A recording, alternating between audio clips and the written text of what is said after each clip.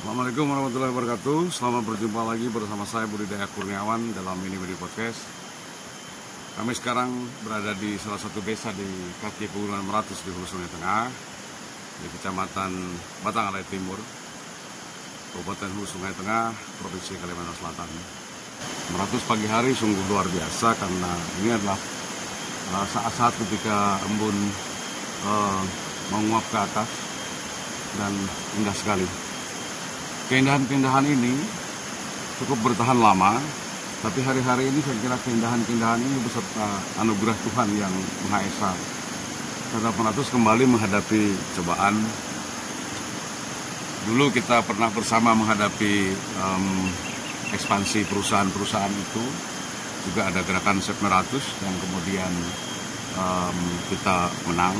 Dan kali ini muncul lagi cobaan baru dengan adanya pengajuan perubahan status hutan lindung di Pegunungan Meratus menjadi Taman Nasional. Konon usulannya sudah disampaikan oleh pemerintah Provinsi Kalsel, dan pada bulan Juni akan ada tim verifikasi yang turun ke lapangan, dan pada Desember 2025 status hutan lindung Pegunungan Meratus jika itu terjadi maka akan berubah menjadi Taman Nasional. Sebagian besar masyarakat adat Dayak Meratus tentu menolak konsep Taman Nasional itu karena mereka belajar dari banyak pengalaman. Hampir tidak ada Taman Nasional yang membuat sejahtera, dan Taman Nasional diduga kuat menyingkirkan masyarakat adat dengan segala kearifan lokalnya, dengan segala macam kebudayaan dan seterusnya.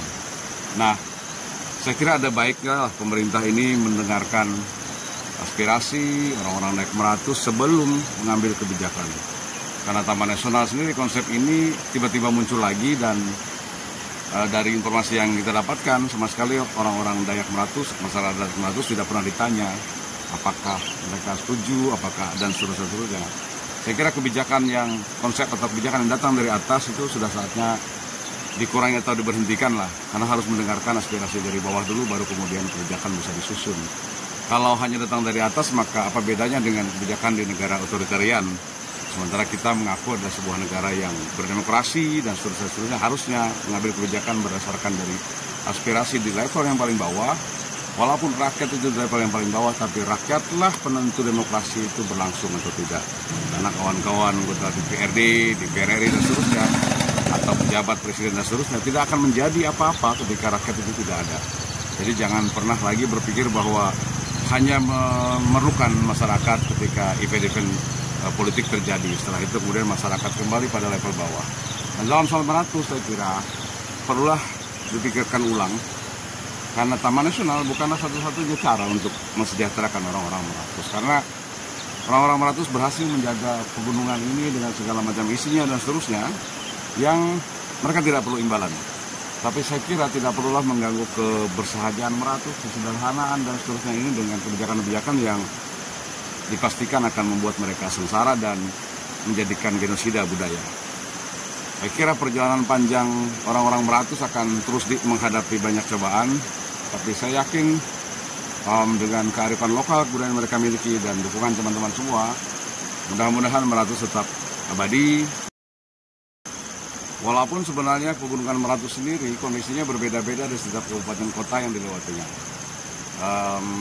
Kondisi Meratus di Balangan berbeda, ada kondisi di Tabalong juga berbeda-beda. Kondisi Meratus yang sepanjang 600 km itu tidak semuanya masih lestari, karena beberapa memang sudah dirubah, beberapa masih bertahan.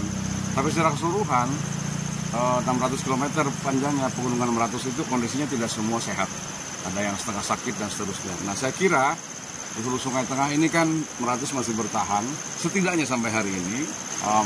Dan saya kira aspirasi mereka menolak Taman Nasional harus diapresiasi, dan kalaupun tidak diapresiasi, saya khawatir sekali bahwa akan membuat eskalasi meninggi, karena orang kalau dicoba terus-terusan capek juga sebenarnya.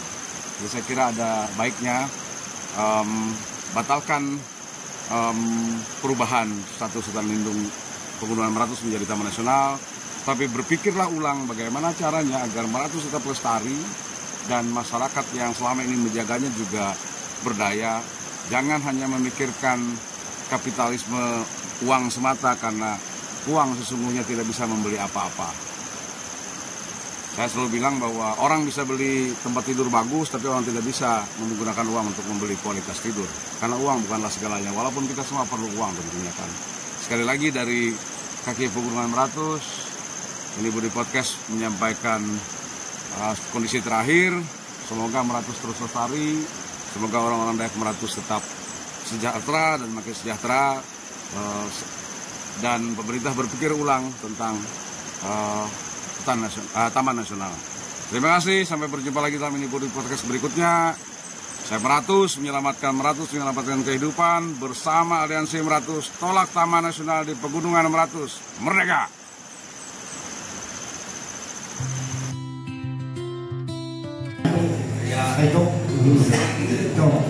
Karena kita ini bertanggung jawab penuh dengan pemerintah. Asal usul di waktu kami Jokowi menjadikan presiden, terakhir kata kau menyelukut, dilarang menyelukut. Kita berpandir di Barabai, di sama rapat kami bawa kota juga, kami bahas sampai sekarang kami daerah kami kalau menyelukut. Nah lain kalau menyelukut terbuka. Jadi kalau daerah kami tidak tahu banyak dimasukkan, karena kurangnya bertambah-tambah, sian banyak bukan sian sedikit. Hutannya mana? Kan katakan Bapak tadi, yang dimasukkan hutan Alur Nasional hanya 5 kabupaten, habis hutan kami. Kada boleh, bumi sama sekali kan unik, jangan dia masukkan dia. Biarpun kita intinya menghadap lawan presidennya kak, ayo kita panggil aja, kita siap. Kita kan takut kan? Mana? Kita sekarang adanya di akhiran. Ini kapal lain yang kita letakkan.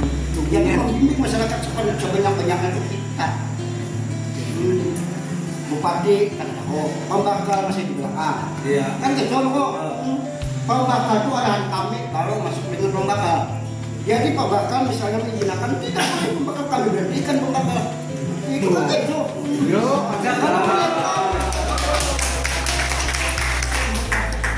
Jadi siapakah hotelannya ke siapakah?